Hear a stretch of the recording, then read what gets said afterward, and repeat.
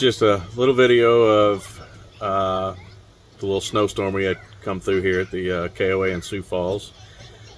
And I'm taking this from my phone, so it's probably not the best quality. But I've been out shoveling snow to put it up underneath the base of the skirt. This wind is kicking. We're getting like 56-mile-an-hour gusts through here, but yeah, it's not too bad. We got the temperature great inside, but man, it's cold outside. We're supposed to get down to I think 0 tonight.